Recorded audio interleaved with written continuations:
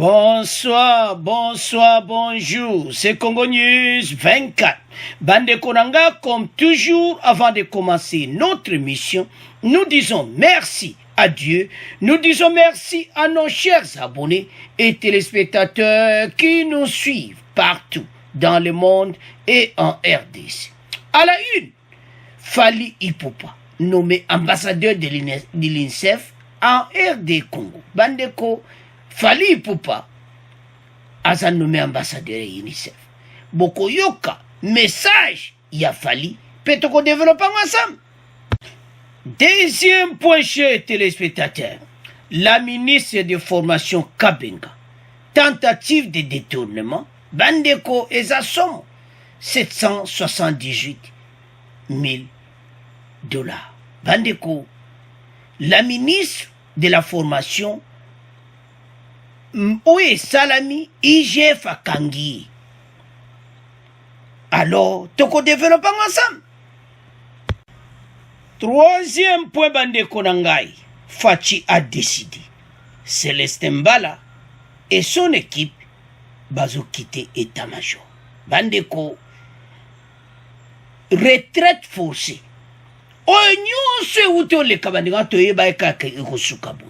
Alors, toko développons ensemble. On va parler encore, Bandeko Nangai. État de siège, le gouverneur militaire de l'Ituri et du Nord Kivu seront auditionnés à la commission de la défense et de sécurité, Bandeko, et Assemblée nationale. Et puis on va parler encore des nouvelles troupes kenyanes, Oyo, Baza déjà, na RDC, pour renforcer les effectifs de FARDC. Alors, on développe ensemble. Quatrième point, Bandeko Nangai. Matata Mponyo à la Cour constitutionnelle ce mardi. Bokoyoka, Oyo avocat na Yaloubi. Maître Laurent Onimba, avocat de Matata Mponyo. Alors, tous à la connecter pour essayer de l'émission. Tout développe ensemble. Alors, Bandeko Nanga, comme un premier point de vue, Fally Ipupa nommé ambassadeur de l'UNICEF en RD Congo. Bandeko Fally asali pa mo kitoko. Ya makambo tozo linga yango. Donc makambo ko izo monana. Oyo ba congolais bazo mona, oui, c'est ça. Les musiciens congolais de renommée internationale Fally Ipupa portent désormais le titre d'ambassadeur national du Fonds des Nations Unies pour l'enfance en RD Congo. Bandeko, soki tozoloba makambo oyo mutu akoki na place wana bakotiai eza no problème te. Tolanda biso nyonso na émission oyo elekaki situation ya Kofi alukaki azala ambassadeur ya tourisme, mais kaka bon kaka tala nanu façon na yo, mais tozoya na point. Alors, l'acte d'agrément d'une durée de 2 ans renouvelable signé par les stars congolaises et la représentante de l'UNICEF en RDC entre en vigueur ce mardi 10 août. Yango mone a simbi dossier, va signer ensemble na représentant de l'UNICEF. Initiateur et promoteur d'une fondation qui porte son nom, dont l'objectif est de venir en aide aux démunis, je m'excuse. Fally Ipupa exprime sa joie de travailler pour l'intérêt des enfants. Bandeko, eloko to lingaka biloko aboyi. Bana na biso RDC bazana besoin ya ba renfort moko boyi. Bana wana bazali na baboti te, bazana besoin ya batu moko ba aider bango officiellement boyi. Alors, Fally azo mériter yango. Parce que yemoko aza déjà na fondation na yi. Bandeko, oyo eza ko aider bo nyonso bazana ba difficulté. Donc soko tali ozomona voilà ambassadeur de l'UNICEF. Parce que bandeko kozwa posta boyi ezo senga yomo po démontrer le komo en public. Hein?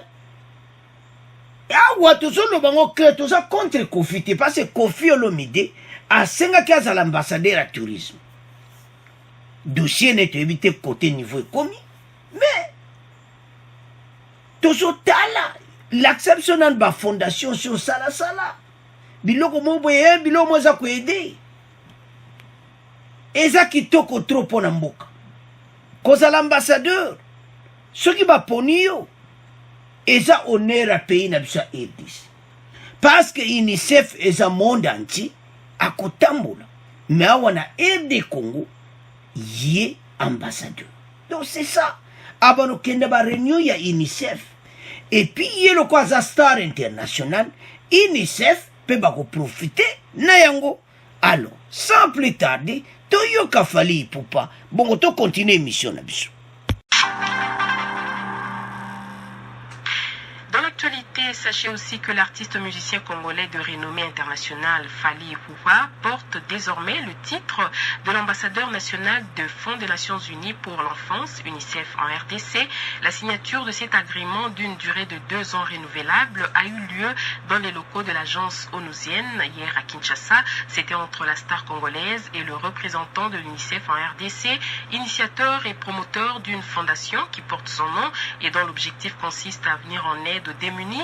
Fally Ipupa exprime à la fois sa joie, sa disponibilité et sa détermination à travailler pour un avenir meilleur de l'enfant congolais avec sa nouvelle casquette d'ambassadeur de l'UNICEF en RDC. On l'écoute au micro de Jean-Marc Matouaki. Ça fait plaisir, ça m'engage encore un peu plus. Voilà, avant on le faisait sans pour autant être ambassadeur, mais je le faisais quand même avec beaucoup de bonne volonté. Aujourd'hui, je pense qu'en étant ambassadeur, je le ferai encore. Voilà, les enfants, c'est l'avenir de ce monde d'ailleurs. Pas que notre pays, notre continent, mais de ce monde. On a tous été enfants, donc ouais, les enfants en tant que parents, je pense qu'on est obligé de les protéger, de venir en aide, de s'en occuper, voilà, de ramener un geste, un sourire. J'aurai un programme venant de l'UNICEF et vous savez, moi je suis qu'un artiste et je travaillerai en quelque sorte pour l'UNICEF. Donc c'est à eux de me donner le travail, en guillemets, et moi là je donnerai mon énergie et puis on pourra concrétiser les bonnes choses. Je pense qu'aujourd'hui, être artiste c'est bien, mais aider c'est encore plus cool. Tokos, bana bozagi, tokos, papa Fally Azawana. Alors, bandeko na nga tolandi biso nyonso wana message Fally apesi. Bandeko eza dans la joie. Ça fait plaisir, ça m'engage encore un peu plus. Avant, je le faisais sans être ambassadeur, mais je le faisais quand même avec beaucoup de bonne volonté. Aujourd'hui, je pense qu'en étant ambassadeur, je le ferai encore mieux. Parce que, bandeko, Fally aza vraiment alakisi yango. Donc, aza na esengo. Parce que lelo tolingi totia polémique na vie na ye mopao. Mais awa tozoloba ke vraiment Fally a mérité kozala ambassadeur ya UNICEF. Pour lui, les enfants incarnent l'avenir de ce monde, pas que de notre pays ou notre continent. Donc, à ce moment qui a venir à monde des Aliwana a écouté. Il a dit encore, Fally a dit ceci. On a tous été enfants. En tant que parents, je pense qu'on est obligé de protéger les enfants, de leur venir en aide, de s'en occuper, de ramener en geste un sourire, affirmé Fally Ipupa. Les musiciens se disent disponibles et déterminés à travailler sous la direction de l'UNICEF en RDC. Poste ambassadeur et lobby makambo ibele. Fally a mérité yango, a lobby na bango nyonso tokos les enfants, tous ensemble, donc akosala ngo na ndenga kitoko. Bandeko eze sengo komona parce que UNICEF est organisation moko mondiale. Donc ndenge baponi na RDC bandeko RDC za munene. Fally akoma ambassadeur ya UNICEF ekoede mboka na makambo ebele pona bana oyo. Eko attirer ba ressources ebele boyebi to komi na combien des orphelinats na Kinshasa. Na RDC mobimba. Borphelinat partout. Ba musuba sana ba condition moko eza ya pasi. Mais je sais que avec Fally makambo ebele eko changer. Mais na niveau borphelinat na Kinshasa eko changer.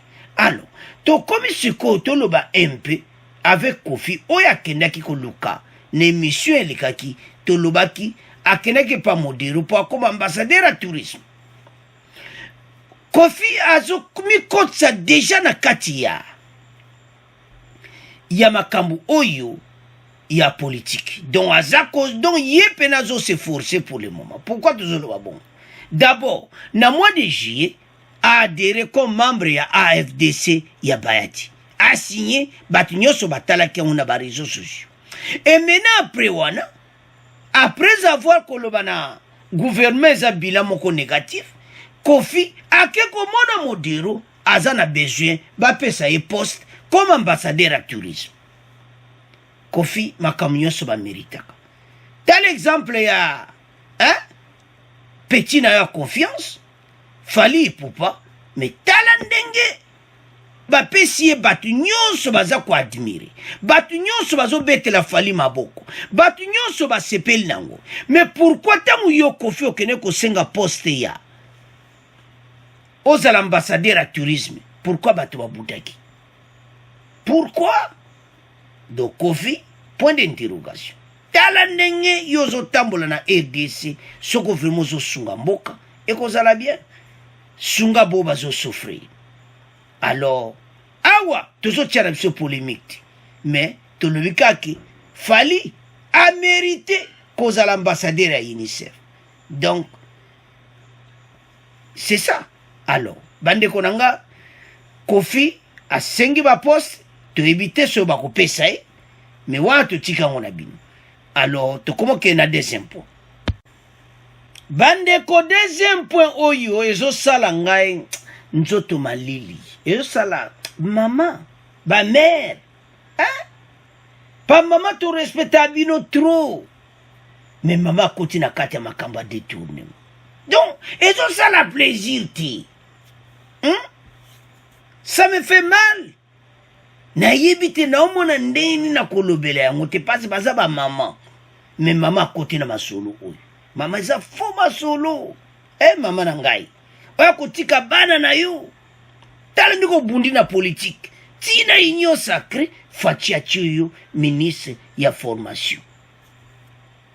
Bandeko ezo sala pasi. La ministre de la formation professionnelle tentative de détournement des 778 735 778 000 $, 735. Oyo tentative maman alinga leka na likolo.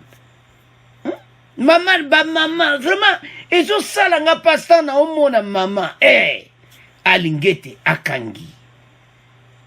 Ozomona. Donc ezaki tentative. To éviter ndeko soukela parce que Ezamobulu. L'inspecteur chef de service de l'inspection générale des finances, IGF, Gilles Alingeti, a dans une correspondance datée du 9 août, dont c'était hier, somme la ministre de la formation professionnelle et métier de rembourser une somme importante d'argent évaluée à plus de 2 milliards de francs congolais. Cet argent, selon l'IGF, a été reçu du Trésor public pour le fonctionnement de son ministère les 12 et les 13 juillet, respectivement. 778 bandeko epela mbongo boy des dollars. Mais où est ça somo? Mais qu'est-ce qui s'était passé? Bandeko ça somo awa. Parce que au monde makambu oyo ezo salanga na pasi na mawa. Komona ki ba mama ba koti na makambu moko oyo eza pena kitoko te. Bamona mbongo batiaki pasi moni tamba kota na ba fonction mutu na mutu batiele mbongo na trésor public batiele ba mbongo wana tu. Alors tant batiaka ba mbongo wana ba compte na bango, alors boko utiliser on a musala bo expliquer musala ngo sala aux jumeaux. yango zomona ke makambo oyo tout oyo koti détournement na mboka na biso. L'argent oyo batie na disposition ya gouvernement pour yo travailler en tant que ministre, mais ezo sala parce que bambongo ezo bunga mbongo ezo monana ti yango baka oyo nyonso oyo salami e monani ete bambongo ebungi. Donc mama oyo ministre de formation professionnelle EDC bambongo a retiraki bambongo ezomwana ti. Alors, qu'est-ce qui s'est passé? Tous ces fonds qui ont été mis à la disposition du bureau comptable public principal affectés à votre cabinet ont été aussitôt entièrement retirés par votre conseiller financier sur base d'une simple décharge sans aucun motif valable. Maman oyo a sali décharge. Kabenga. A sali décharge. Antoinette Kabenga. Babi Messa, montant, il y a 778 $. Ah, oui, bambongo. Oui, bambongo est tambola kanamboka na biso. L'air mokoko. Donc, ezo sala na mawa. Ezo sala na soni. Komona koma mama akoti na mayuya. Mais baye kukanga ye. Ce n'est pas possible. Hein? Maman Antoine Kipulu Kabenga, bambongo ekei wapi. Donc, soko zotala, oko comprendre source na ye, awuti wapi. Aza élu ya Masimanimba, na province ya Kwilu, membre ya PPRD. Hey! Do PPRD boyaki na bino kaka. Kotrenise batu boy. Oh nzambe na ngai. Bande ministre de formation professionnelle. Donc déjà quand les lobby en côté qui va abonner déjà basi ba yeba kike. Asa de muta PPRD. Donc ezamawa. Sikoyo. Makambo to oke nango wapi. Mboke zo kufa. Maman osali soni yaba maman. Bon comprendre que pas où dire. Ya PPRD. Aye na union sacrée kozwa poste. Azwa poste, mamé loko liboso a bendi 78 millions 1000 je m'excuse. Hein? À peu près plus de 750 millions de francs congolais. Donc, bambongo yu, babilera retiré yango, bamonango clarté. Et ça va somme moko importante, baza obligé, tango bendi parti na babité. Hein? Tango arrêté babité, zong sambongo oyo bendi. Alors, situation ezolanda masi pour le moment. Donc ngaso no tala bilobo ezosala nga pasi ya kosaka na ngote bandeko na ngai. Hein? Alingeta yebisi akomele c'était hier. Mbongo wana bendaki le 12 le 13 juillet. Respectivement. Bandeko. Abendaki yango. Abendi liboso bwa $, aobende sur en francs congolais. Alors epesi lokola. Ce qui constitue une tentative de détournement des deniers publics. Parce que, quand moi décharge mon conseiller na yé financier. Maman, conseiller wana miyibi ya PPRD. Bo sali association, bo yiba mbongo. Maman, c'est quoi ça na problème? Donc, situation n'est pas là, tout yébite. Est-ce que mbongo nyonso ezongi? pense à Lingeta ABC, Azongisango immédiatement. Ce qui constitue une tentative de détournement des deniers publics dans les chefs de votre conseiller financier, et c'est au sens de l'article 95 du décret 13-056-12-2013 portant règlement général sur la comptabilité publique qui dispose que les opérations de trésorerie sont exécutées exclusivement par les comptables publics, a écrit l'IGF à la ministre de la formation professionnelle Antoine Kipulu Kabenga. Mbongo eke wapi bandeko makambo aboyi yango atolobako EDC zokufa pona makambo aboyi mama soki mbongo moani te de toute façon te monani oyjaki yango ojustifié donc maman azokene kosamba et puis akozala révoqué azadi akozala ministre te bata pe perdi kaka koyiba mbongo hey!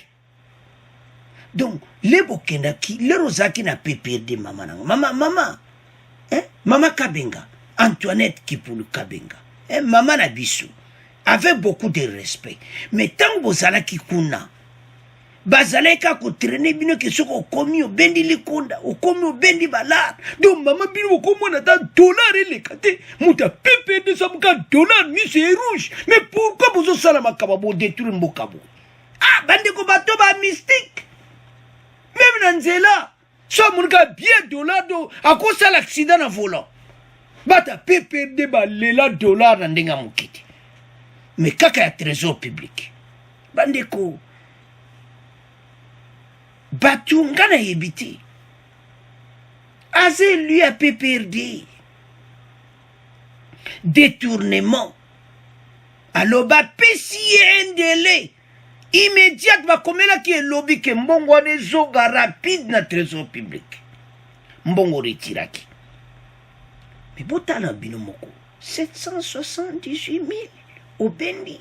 Après on a eu ko benda lisusu. Mbongo batiaki po esala musala na mboka bamoli kampa asaleli yango te sikoko yela biso nde balakisa na PPRD oyela lingete ba facture maman vous avez un problème do yo penza prison zozela yo alors bandeko totiki deuxième point na bino po bata PPRD ka koyiba na koyiba bambongo ezokende. Alors, bandeko nanga balobaka esi eyindi eza ya koyinda Fachi a décidé. Bandeko awe eza somo. Do so balobe yindi nango.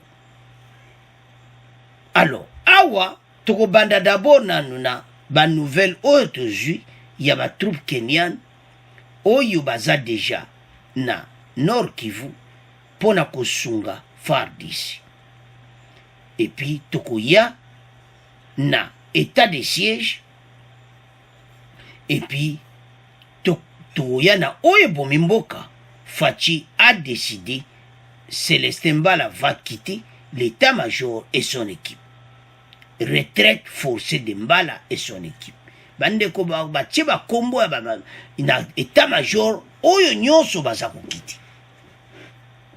Parce que oyo sala mikolo ezaki mobulu mais tozoya na point. Alors to banana na ba nouvelle oyo salami ete des nouvelles troupes kenyanes renforcent les effectifs de FARDC dans la traque des ADF. Alors bandeko président kenyan tango ayaki awa a prometté ka kotinda ba troupe oyo. Alors MONUSCO basala nyonso ete troupe oboya de nouvelles unités d'intervention rapide d'origine kenyane sont arrivées en ville de Beni, au nord Kivu, c'est lundi 9 août 2021. Pour renforcer parce que bandeko ekosala moi bien FARDC na ba troupe kenyane ensemble na kata terrain. Parce que bango bazoya bakopere ndenge pena MONUSCO opera te bango bazoya pena na kata terrain na FARDC na kata zamba. Donc bango pena baye pena travaux. Alors nombre wan effectif wan eza makasi balobi dans les 3000 à peu près, mais je n'ai pas eu de précision, mais neto yoki à peu près mais eloko eza vrai te baza présent. Alors MONUSCO a son occupé na koregistre bango kotia bango en placement ete bazala na kati ya zamba pasi effectif eza pena mingi te nde boyoki na point oyo bomoni ke Celestin Mbala bazokende bango tu bazolongwa na ekipe mobimba na basituation oyo. Alors bango arrivé na bango esungi tu parce que bandeko musala ezosalama na Nord Kivu bagene na biso ya FARDC bazotravaille mais effectif ezokoka te. C'est pour cela que oyoka na mboka boy ADF ake abomi mboka boy ADF ake abomi. Donc c'est ça le problème. Alors toyoka nano arrivé na bango bon to continuer mission na biso. Entre-temps, notez l'arrivée à Beni hier des forces kenyanes qui vont faire partie des 4 unités d'intervention rapide de la brigade d'intervention de la force de la MONUSCO. Elles sont venues de Nairobi via Goma. Il s'agit de la 2e unité rapide arrivée à Beni après les forces tanzaniennes il y a quelques mois. Les 4 unités d'intervention rapide qui sont constituées des forces kenyanes, tanzaniennes, sud-africaines et népalaises auront pour mission de renforcer les capacités de mobilité de la FIB pour améliorer la protection des civils. Les 2 dernières forces, népalaises et sud-africaines, sont attendues dans les prochains jours. Créées par la résolution 2098 du Conseil de sécurité de l'ONU en 2013, la FIB est dotée d'un mandat offensif. Cette brigade spéciale est autorisée à recourir à la force de manière offensive pour neutraliser les dizaines de groupes armés locaux et étrangers actifs dans l'est de la RDC. Alors, bandeko tolandi biso nyonso wana eza bonne nouvelle pona situation na biso toza nango na est. Bandeko situation eza mobulu na ba mauvaise foi ya ba colonel ba major bango pe ebele mosusu bazozare mosusu bazolongo bamoni ntina mote boya kala tu bakende parce que bato wana tu donc eza mpe ezosala na mawa na pasi. Alors arrivé ya basoda oyo bandeko na ngai ekosala kitoko ya ba Kenya bakozala wana bakotravailler na FARDC ensemble et puis sud-africain mpe baza koya. Alors ekosala kitoko MONUSCO azocoordonne nyonso parce que bango bazala na bavillage koprotege nde tolandi wana koprotege population comme ça ADF so aya kokuta basoda Kenya wana akoya donc balingi bapanza bango partout na bavillage. Comme ça, ADF a suna moyen de les ozang effectif. Alors, ndeto landiwan. Si koso tozo lobaki, effectif est important. Bango kuna na kaka terrain bazo sala. Mawa. Oyo fatia lobaki la mafia. Mukolo ya lobaki on kaka. Biso ebaka ke bato tu bazokin. Fachi. Bomoni ba décision zo.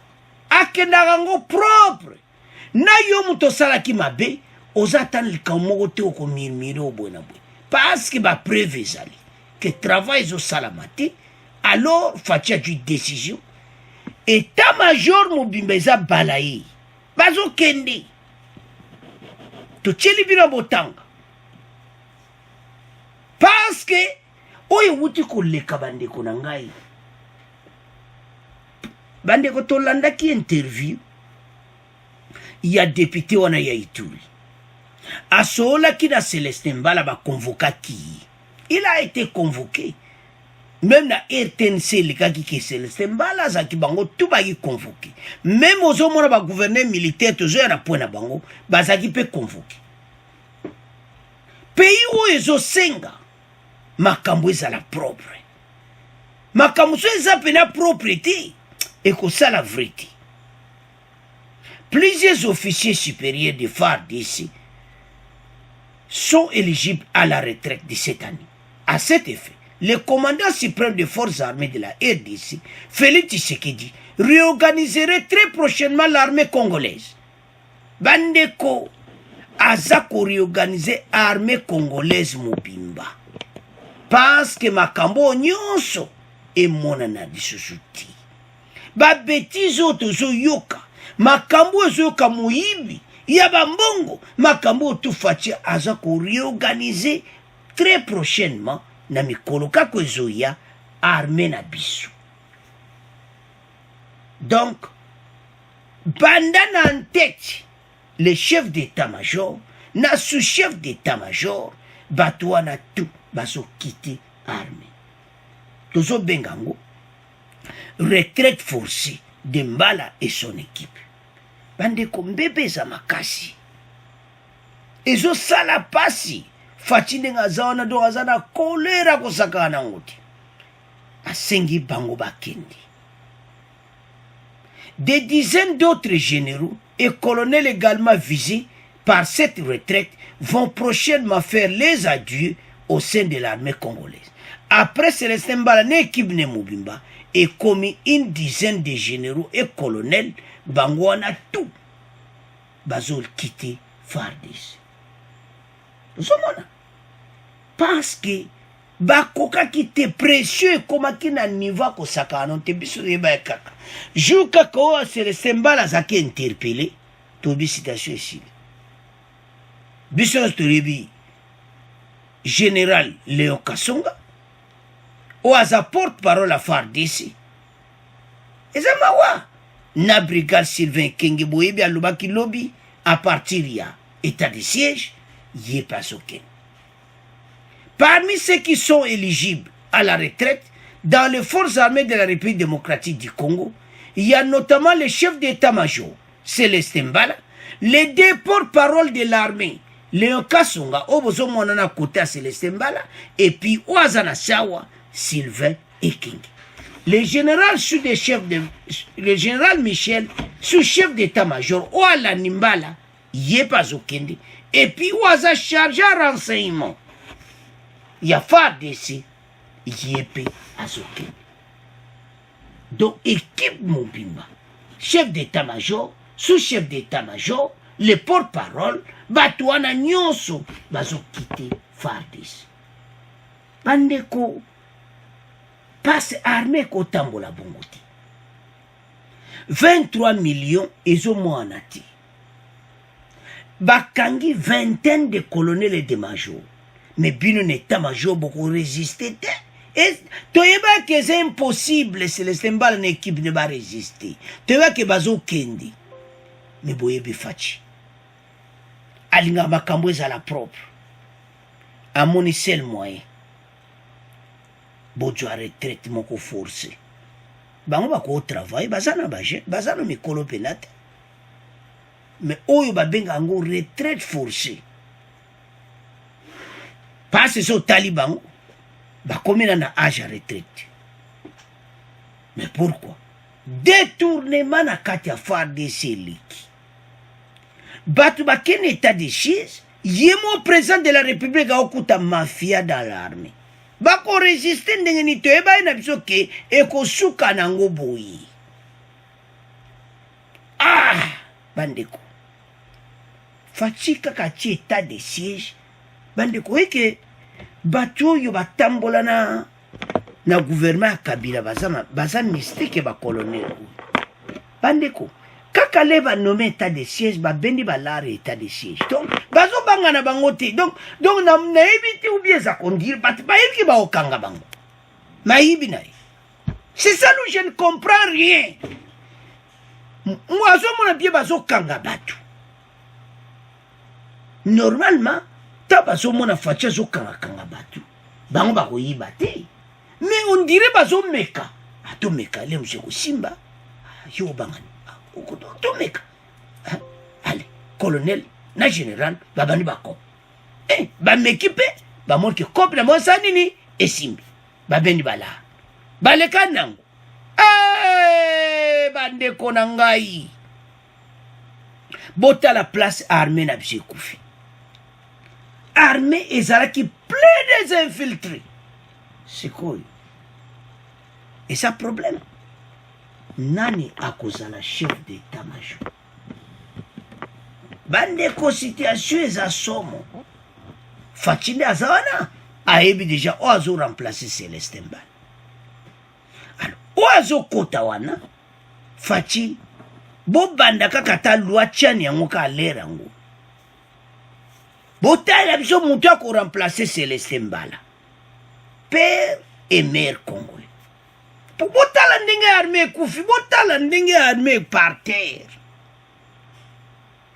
bandeko ozosala pasi mpe mawa bambongo kaka koyiba epuis bozoyeba te ke bato baza kokufa bopesi baeffectif ya lokuta mpo bolia mbongo omoni place makambo yango esuki bandeko il faut te féliciter Tango Fort asali bulo Tango Fort asilisi bato nyonso bakariere soki bakoyina ye etali botala bino mona foto wana nasi ba réunion secrète Sama Lukonde abengisi ministre ya défense na Celestin Mbala toyebaki situation eza mobulu bapreuve ezali sama boye premier ministre azotuna Monsieur Celestin Mbala makambo oyo oyebi yango te Celestin Mbala alobi ayebi te makambo oyo oyebi te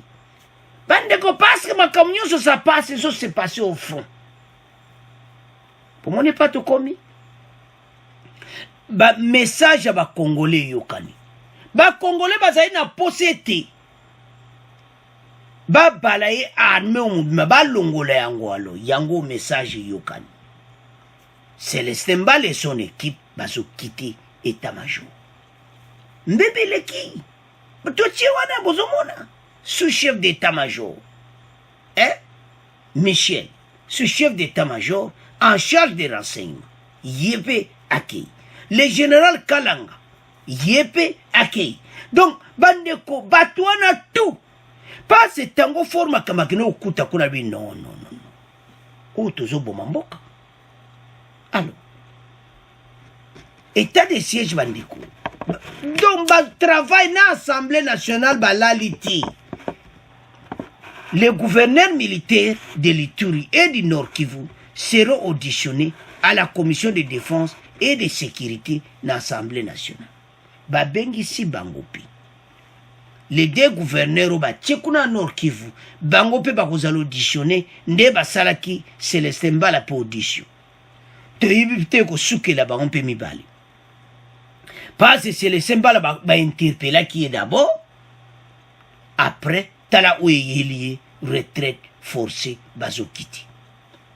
De éviter que les gouverneurs militaires bandeko Ituri seront auditionnés à la commission de défense de l'Assemblée nationale lelo.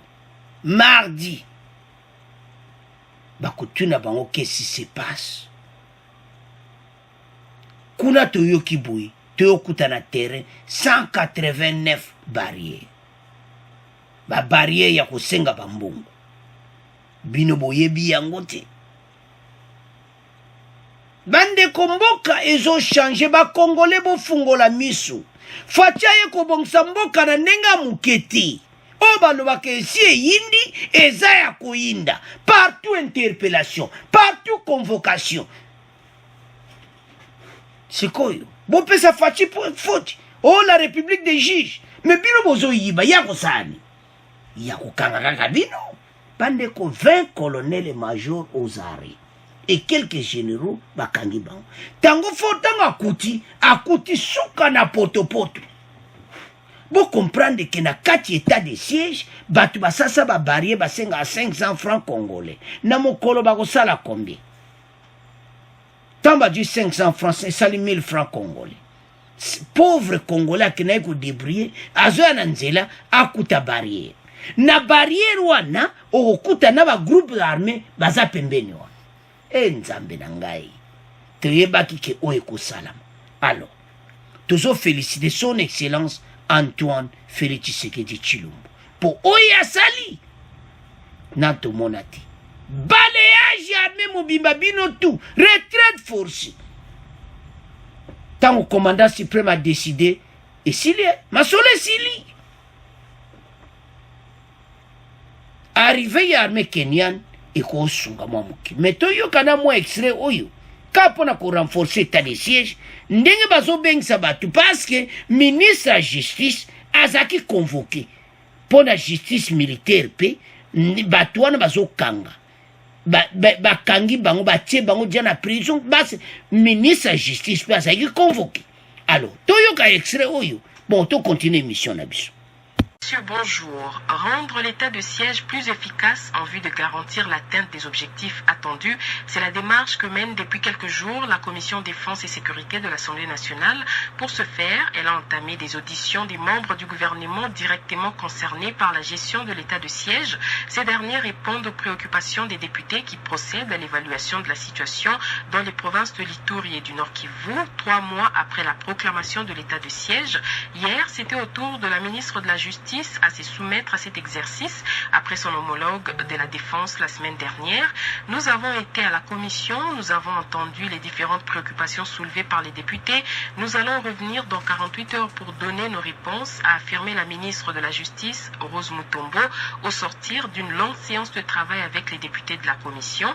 Le député Bertin Mubonzi, président de la commission Défense et Sécurité de la Chambre basse du Parlement, revient ici sur ce deuxième rendez-vous entre son institution et un membre du gouvernement. Suivez. C'est la deuxième rencontre depuis que nous avons commencé avec la série des auditions de membres du gouvernement pour que nous puissions ensemble procéder à l'évaluation mi-parcours de l'état des sièges. Et aujourd'hui, nous avons été avec Madame le ministre de la Justice. Tout s'est bien passé.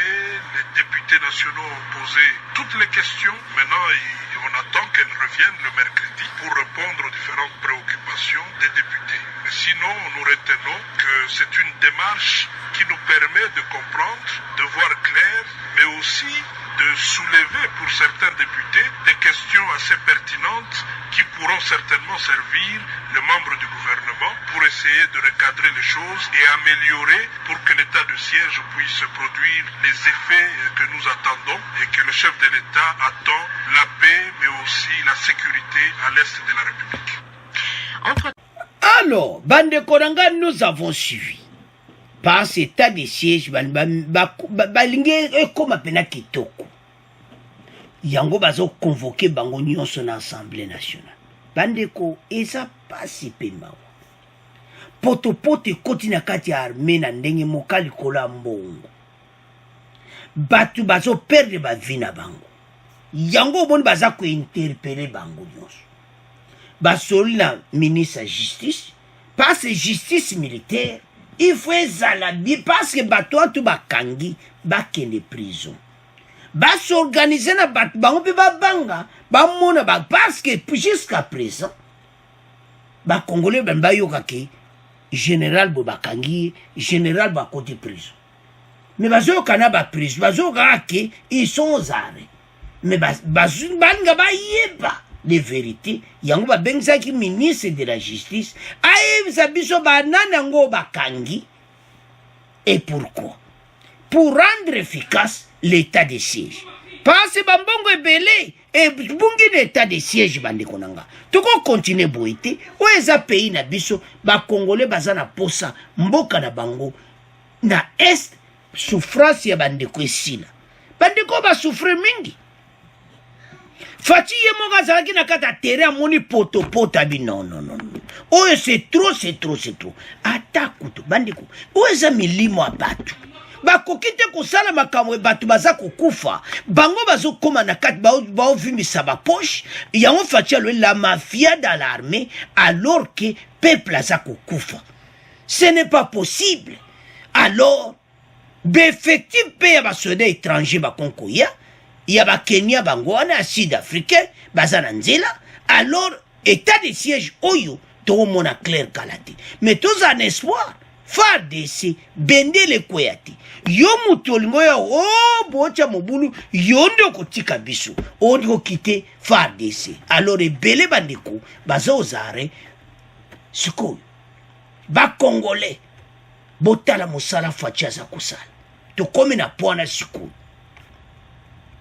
bozo monate misuna bise kufa tala président de la République negaza kusala qui est combat pesa kombo la République des juges bata PPD mais parce que ma coupe na bango eza kokufa bandeko tozolo likamba solo soki kaka état de siège masole ke kitoko bandeko so guerre esili boko yoka ba musuku ba kumoteka ba immeuble na bango ba musuku ba kumoteka ba ndako na bango parce ba kuma ba mpiaka bato tout bazana kata coopération ya état de na est na bato ya armée na bata politique musu bazana Kinshasa bande ko ba dénoncer déjà ba ebele ba okomba mpiaka na ba voisin oyo tout ba profitaka na ba richesse na biso ba okomba mpiaka Rwanda okoma penake kope kufi bango tout ba Burundi ba Uganda bande ko pas c'est trop yango toleli kaka loi chani nde makambo de père et mère congolais fati bandela biso ka mikolo kaka lelo zo nomeka ba FARDC tiela biso aza pena père et mère congolais poto avancer na ndenge wana alors bande konanga eza ya koyinde si yindi fati abalaye armée alors totika mona bino tomoke na troisième point bande ko avant me to kota na mozindo ya point ya matata mponyo tontolo balika moko awa bato a PPRD il y a un problème sérieux donc bato mobimba par tout ce cas détournement l'erreur yo talaboy PPRD F6 donc et comme na somo bato oyo basala association na bango na ibité est-ce que eza lokola occultisme ou bien eza lokola association eza lokola donc to ibité le quoi religion moko boye bozwa bino tout bopona kaka so bendi balarte peut-être donc parce que so tali bango tout benda bambongo bango tout bayiba donc tozo yebati est-ce que il y a quelque chose to raisonner na va mettre côté na point matata mponyo donc ezo salamawa mboka oyo ce n'est pas possible so yo kaka au détournement vérifie ko wela ko yebanga ke au détournement onan ministre nani PPRD donc il y a un problème to vérifier to yeba so batoyo ou bien tebite ba beta tonga ko benda bala alors matata mponyo a commis un problème sérieux mais avant de progresser une émission sur dossier matata toyoka extrait confirmation mokolo ya mibali ya sénateur Augustin Matata Ponyo ministre wa yambo ya kala ya ekolo Congo démocratique ya koyanola na bazuzi ya cour constitutionnelle pona likambo ya Bukangalonzo lobi ayanola ki mbala ya liboso pona likambo yango simana koboya po sena epesa kinzela te. Alors bande konanga to komi na pona biso ya Matata Mponyo boyebi audition zo continue mais oyo bokoyoka oyo avocat na ye alobi bande ko ezo sala mawana ba avocat oyo sono tala ba déclaration ba avocat eza participer mawa maître Laurent Onimba avocat de Matata Mponyo ayeli suko yindis oya lobi ezo sala participer mawa. L'ancien Premier ministre ne semble pas au bout de ses peines. Visé par une demande d'autorisation de poursuivre dans le cadre de l'affaire Bukangalonzo, parc agro-industriel lancé sur Joseph Kabila, pour la journée de lundi, l'ancien Premier ministre et actuellement sénateur avait donné quelques réponses. 2 heures durant aux questions lui posées par le procureur général avant de solliciter et obtenir de se rendre une fois de plus ce mardi. Ma question c'était hier. Bambongo, bilonyo sa Bukangalonzo. Bandeko. Matata Mponyo ayiba kimbongo. Mais ce que yoke avocat naza koloba, c'est bizarre. Bon limite les mots. Ce n'est pas possible. Bah avocat to comprendre le rôle nabino. Défendre, mais pas jusque-là. Hein? Ce qui boyo qui oy avocat na ya lobby donc. Et ce peut ça passe pe mawa. Pense Matata ayebi ye moko ke ayiba ki mbongo ya leta. Mbongo wana bandeko eza ba mbongo ebele Et puis il était le premier ministre. Mais d'abord ministre des Finances et puis premier ministre. Donc dans le mouvement na nyonso, il y a yebi et pas bambonga bukanga lonzo ekendeki. Et puis IGF aloba kiango. Na rapport IGF eza clairement biloko nyonso. Mais ba avocat bazoya koloma kamoko donc ezo sala na pasi pema. Boyoka oya avocat lobi. Dans l'entretemps, l'un de ses avocats conseille Maître Laurent Onyemba, Oyobozo Monawana, dénonce ce qu'il qualifie d'acharnement politique contre un potentiel candidat présidentiable. Donc, 2023, Matata Mpogno, président ya EDIS. Watu tiki na suge na bebe food. Wawe tu kangi basak tu pese suye mfood. Tukei. Matata Mpogno. Président EDIS. Botika bajiko? Non! Donc, ba avocat oyo, na yebaka te doso balali. Balamuki baye na dossier moboy. Donc, basa ko imaginer Congolais. Mais ça, Congolais, basa ko envoûté na l'air wana te. Matata Mpogno, l'air bozaki na PPRD. Bozaki ba Congolais, bo manipuler ba Congolais, bo envoûté bango, bo zui ba leader Congolais, bo pesa mo ba mbongo, ba leader Congolais ba teki mboka. Mais lelo te. Lelo katango zo mekaka kutu basi ba tieli bino mitambo partout. IGF à présent. Ce que mutazaka origine à PPRD. Donc makamba larka. Bolandi ya ministre wana. Mama. Batio ministre professionnel. Molingo bendaka 78 000. 778 000 dollars. Donc à peu près 1 million de dollars linka koiba. Est-ce ça possible Abilo Kwabo? Non, ce n'est pas possible. Trop c'est trop. Batio babomimboka. Après Bukanga Lonzo, tentative sur l'indemnisation et réalisation et de nouveau Bukanga Lonzo, alors que si ces dossiers, son immunité n'a pas été levée, a-t-il déclaré sur les zones de Tobo. Avocat Jacques Lobake, que na Bukanga Lonzo, immunité ne balongola kite. Mais évite immunité on va kolongola on a chaque dossier. Immunité balongola on bala moko. Et alors le continue va dossier tout. Maître Laurent Onyemba, bozo sunga mboka te. Bo détruire mboka na ndenga mokiti. Parce que bambongo eza koyiba na ndenga mokiti kaka bato ape perdu. Ce n'est pas possible. Bandeko, ezo sala somo pour notre pays. Comment Bamatata bazwabo bambongo. Bambongo, donc, bambongo pays. Bato baso yiba, nde balingi. Mosusu kwa ki ministre enseignement, so enseignement primaire et secondaire, à Kati Brazzaville, la 2 millions à Katasa. Soto tala biloko nyonso, bato nde a PPRD nde babomi mboka. C'est ça. Pays par terre. Sikoyo. Botala bino moko. Alors, bandeko. Toujours c'est la suite. Ndeka tolobaki. Et kokipe kozala pan. Oh yaya. Kande monsieur zo le kalero yo. Mbala moko yaya. Balekane na nzela selembao.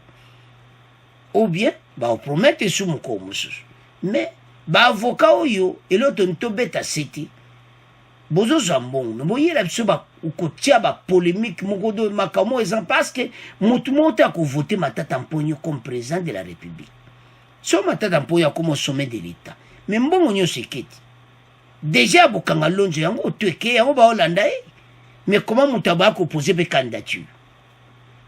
Akotika la jamais ko bima tala bata PPRD moko tatia ko bima. Président de la République na RDC batu tout wana PPRD. Bako bima lisusu te. Ndeko moni nyo sacré basangani wana. ba jeune wana tout ba kotaki kuna o FCC ba FCC c'est coufi de toute façon ba quitter ba yena ba on union sacrée pour ba tamsa mboka bazana ba boulot li suite alors matata mponyo tozo zela ba suite soto oyoka oh nzela selembao mais wana totika wana bino alors c'est à ce point to komi kotika bino bandeko na ngai. Merci nande bolandi émission. Merci na ba commentaire na bino. Bon abonné massivement. Au revoir. À la prochaine.